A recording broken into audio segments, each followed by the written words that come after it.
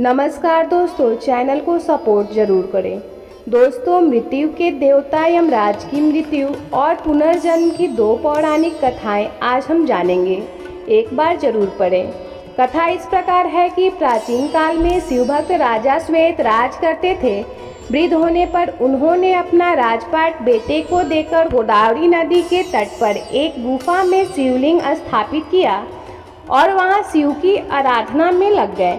वे राजा श्वेत से महामुनि श्वेत बन गए थे।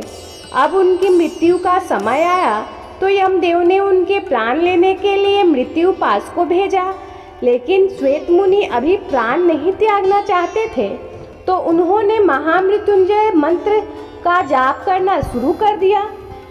जब मृत्यु पास श्वेत मुनि के आश्रम में पहुंचे तो देखा कि आश्रम के बाहर भैरव बाबा पहरा दे रहे हैं। मान्यता है कि महामृत्युंजय मंत्र के जप से प्रसन्न होकर शिवजी ने ही श्वेत मुनि की रक्षा के लिए भैरव बाबा को भेजा था। धर्म और दायित्व के बंधन में बंधे होने के कारण जैसे ही मृत्युपास ने मुनि के प्राण हरने की कोशिश की, तभी भैरव बाबा ने प्रहार करके मृत्युपास को मूर्छित कर दिया और वह जमीन पर गिर पड़ा। उसकी मृत्यु हो गई। यह देखकर यमराज अत्यंत क्रोधित हो गए और स्वयं आकर भैरव बाबा को मृत्यु पास में बांध लिया। फिर श्वेत मुनि के प्राण हरने के लिए उन पर भी मृत्यु पास डाला, पर श्वेत मुनि ने अपने इष्ट देव महादेव को पुकारा। महादेव ने तुरंत अपने पुत्र कार्तिकेय को भेजा। कार्तिकेय और यमदेव के बीच घमासान युद्ध हुआ। कार्तिकेय के सामने यमराज टिक नहीं पाए और कार्तिकेय के प्रहार से जमीन पर गिर गए और उनकी मृत्यु हो गई। भगवान सूर्य को जब यमराज की मृत्यु का समाचार लगा तो वह विचलित हो गए। ध्यान लगाने पर उनको ज्ञात हुआ कि उन्होंने भगवान शिव की इच्छा के विपरीत श्वेत मुनि के प्राण हरने चाहे थे। इस कारण यमराज को भगवान भोलेनाथ के क्रोध को झेलना पड़ा।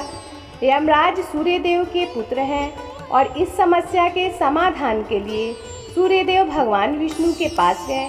भगवान विष्णु ने भगवान शिव की तपस्या करके उन्हें प्रसन्न करने का सुझाव दिया।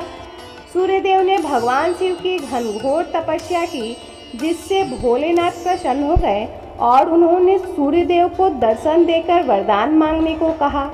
तब सूर्यदेव ने कहा कि हे महादेव, यमराज की मृत्यु के बाद से पूरी पृथ्वी पर भारी असंतुलन फैला हुआ है। पृथ्वी पर असंतुलन बनाए रखने के लिए यमराज को कृपया पुनर्जीवित कर दे। भगवान शिव ने नंदी से यमुना का जल मंगवाकर यमदेव के पार्थिव शरीर पर छिड़का, जिससे यमदेव पुनः जीवित हो गए। इस तरह सभी को मृत्यु देने वाले यमराज को जीवन दान मिला। दोस्तों, भगवान विश्वकर्मा की पुत्री संज्ञा से सूर्यदेव का विवाह हुआ था।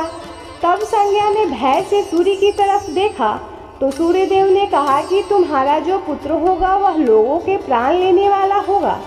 इसके बाद संज्ञा ने चंचल दृष्टि से सूर्यदेव की ओर देखा तो उन्होंने कहा कि तुम्हारी पुत्री चंचल होगी और चंचलता से नदी के रूप में बहेगी। इसके बाद संज्ञा के जुड़वा बच्चे हुए, जिसमें पुत्र का नाम यमराज और पुत्री का नाम यमुना पड़ा। इस प्रकार यमुना यमराज की जुड़वा बहन है।